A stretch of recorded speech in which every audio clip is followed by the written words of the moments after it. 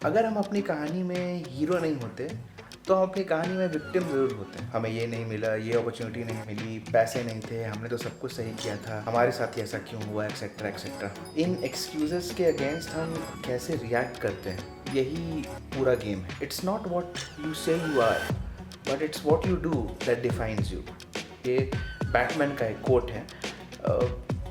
Batman एक ऐसा super hero है जो थोड़ा सा मैच्योर होने में, थोड़ा सा बड़े होने पे समझ में आता है। जब आप बच्चे होते हो ना, तब जो सुपर हीरो सबसे ज़्यादा प्यारा, सबसे ज़्यादा समझ में आता है, सबसे ज़्यादा जिससे आप कनेक्ट करते हो, वो है स्पाइडरमैन। सालों पहले टीवी पे आई थिंक शाम 5 बजे star plus, I think I remember it, उस पर शाम 5 बजे फॉक्स किड्स करके एक शो आता था। उस पर मार्वल की सारी एनिमेटेड सीरीज़ चलते थे। स्पाइडरमैन था, आयरन मैन था, एक्समैन थे, मेरे फ्रेंड को बहुत पसंद है।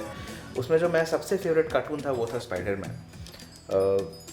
Animated series, I think Marvel का ही एक एनिमेटेड सीरीज है, पुराने एपिसोड्स हैं वो चलते थे। क्योंकि I used to related to Spiderman और Peter Parker a lot.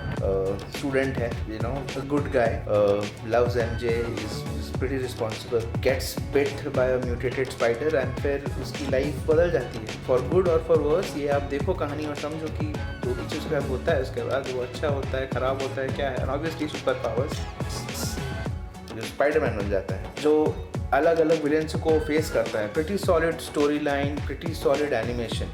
I mean उस समय तो बचपन में जो मिलता था हम लोग सब देखते थे, but it was pretty solid to look at Peter Parker dealing with all these issues. इस पूरी सीरीज़ में ना 2 सेगमेंट्स मेरे फेवरेट हैं।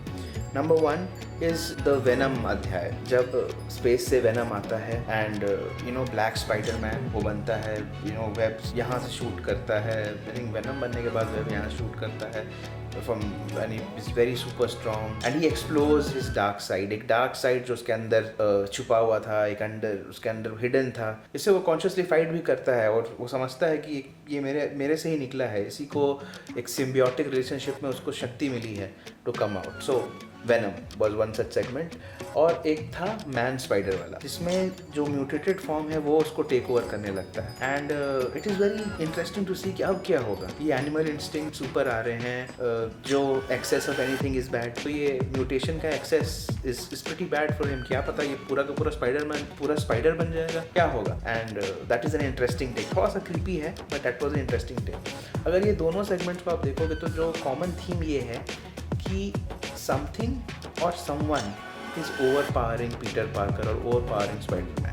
पहले वेनम जो कि उसका डार्क साइड को एनहांस करता है, उसको एक्सेस देता है अपने डार्क साइड का, और फिर मैन स्पाइडर जब उसका म्यूटेटेड म्यूटेशन जो है that starts to take over. I think the hook becomes very solid in both these cases. How does Peter Parker still come through with all these challenges, how he manages, how he fights back, that is the story. Along with this, obviously Spider-Man की family problems, relationship issues, friends में problem है, बहुत सारे friends super villains हैं, बहुत सारे super villains हैं जो कभी फ्रेंड्स नहीं बन सकते, लोग मर रहे हैं, एन नंबर ऑफ इश्यूज के साथ वो डील करते रहता है।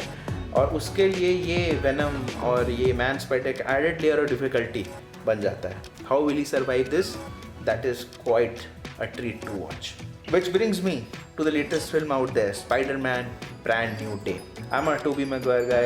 I think the day when we saw him look at his hand and then climb a wall, I think that was the day he became our Spider-Man, and I love him for that. And n number of times I've tried doing it, nahi hota hai. But I love this Tom Holland was Spider-Man as well. He came to the big leagues as a kid under Iron Man, as his protege, bilkul with him. And now he has gone through a lot in Homecoming, in Far From Home, in No Way Home, and he has suffered tremendously. And now after all that coming of age, he's alone. Finally, he's alone. He has to do things like the adult Tobey Maguire Spider-Man. He's no longer a kid anymore. He has now a pretty solid secret identity which he has to protect.